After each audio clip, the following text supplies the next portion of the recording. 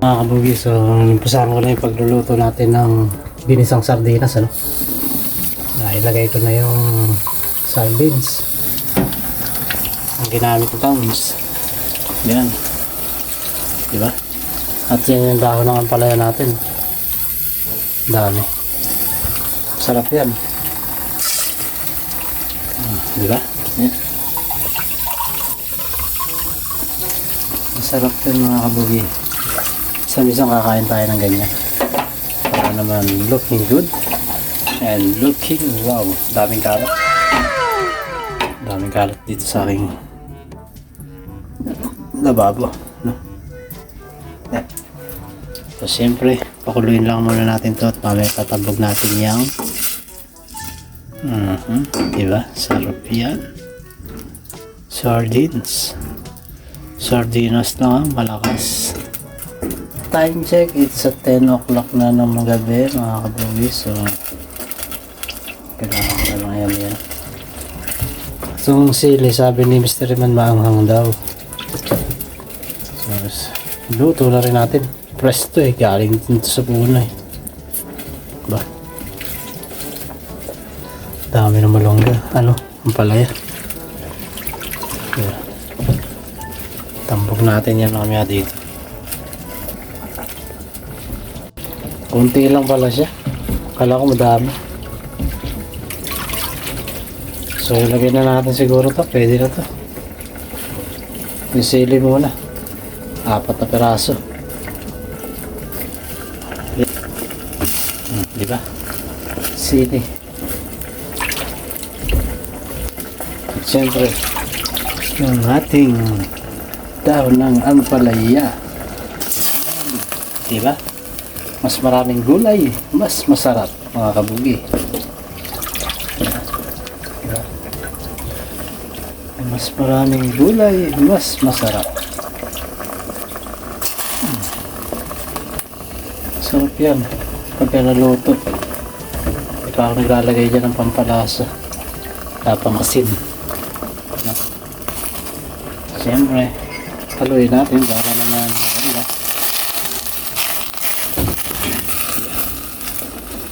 Yung ating ampalaya. So wala pa tayong nilalagay yan na pampalasa. Patis. Patis na lang ilagay natin mga kabugi.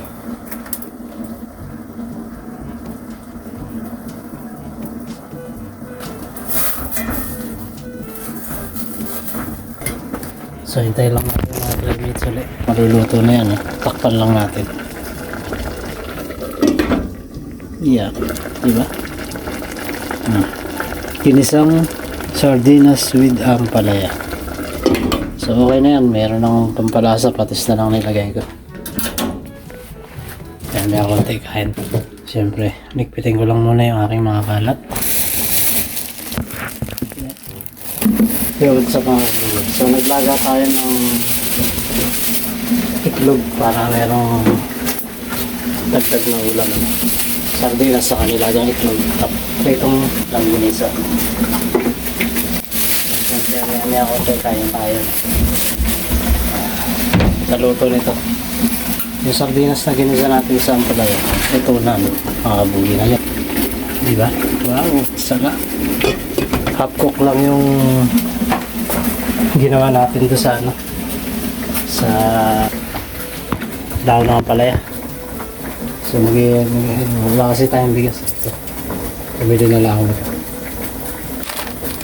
So time check tayo mga kabugi. Alas 11 na, no? So i-hit lang natin to. Buti na lang at meron tayong rice cooker. So meron din tayong pipino. Yung binigay sa atin nung katabi nating pabrika mga kabugi. Binigyan tayo, no? Kasi nag-harvest siya. Ang dami niya na-harvest kanina. Isang kahon na pipino, ang lalaki. Saka mahaba. So wait lang natin pagkaluto na ito, kaya tayo. So medyo nakagalan lang tayo mga init ko kaya. So itong longganisa. Ayan lang natin siya. I-shake lang natin para maganda. Ngayon, talsik na mga mantika. Pinakuluan natin sa tubig. Yung iklog na binahon ko, nilagay ko sa bag. Nadurog ah. So, nakakalimutan natin.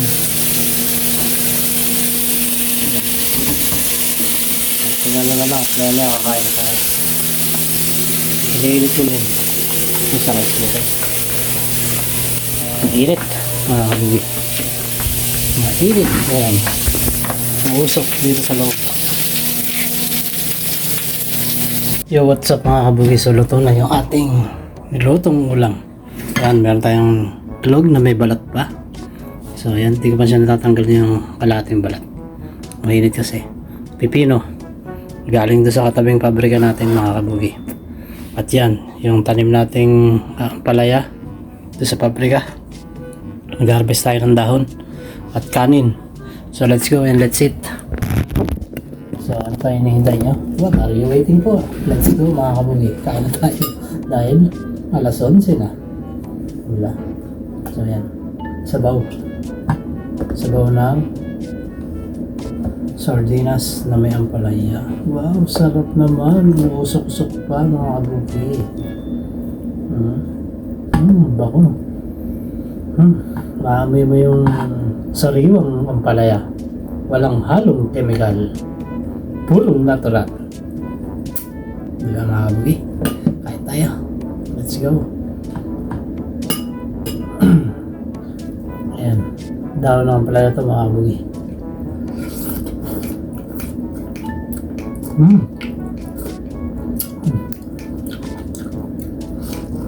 Nakakain din tayo ng ampalaya. Masarap siya mga kabugi. Kahit walang lasa, masarap. Patis lang ang nilagay ko.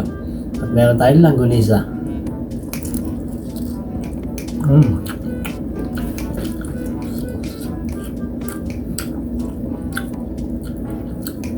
Mainit pa.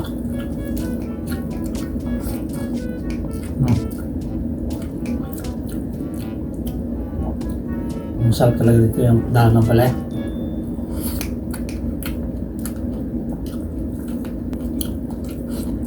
At ang sardinas mga kabugi.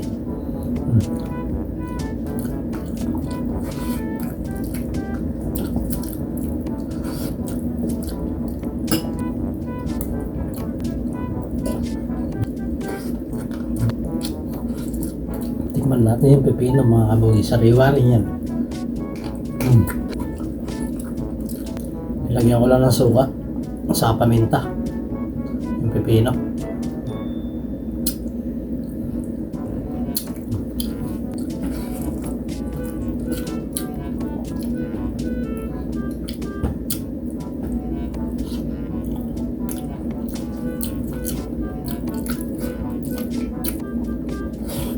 Mag-aalba kasi tayo bukas kaya kumain ako kasi tumin tayo tsak bukas.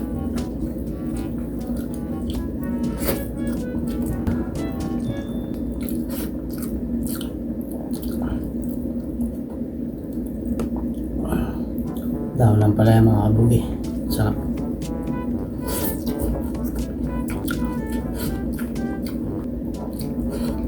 Sa pansahod dun sa namimiss ko yung ano eh. Yung daon ng seigan. Mga kabugi. Sarap yun. Lalo na lalagyan mo rin ng sardinas. Sarap yun. Sarap din. So yun mga kabugi, meron ako Sprite, matagal na to eh. Nung Lunes ko pa ito binili. Yan. Meron akong ice. Yan, lagyan natin dito. Diba?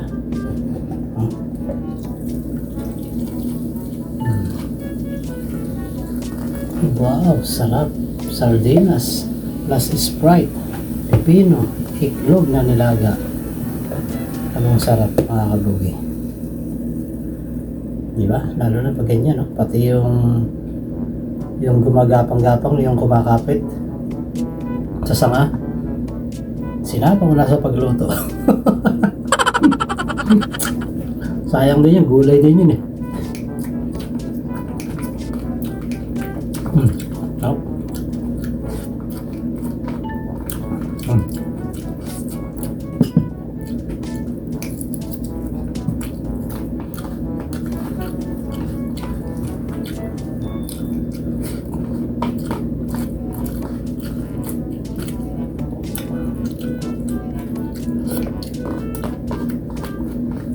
Kung ganito ulam, hindi ka magsasawa.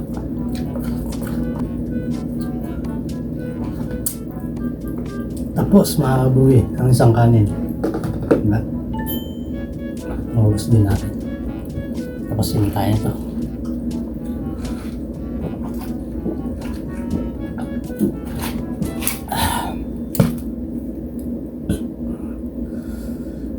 Solve mga kabuwi.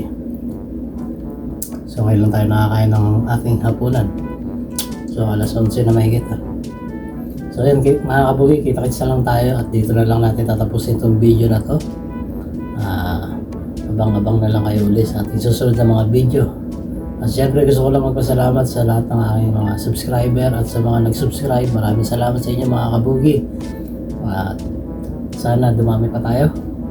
So kita-kits ulit tayo sa susunod nating video and peace out na and I love you all. Muna.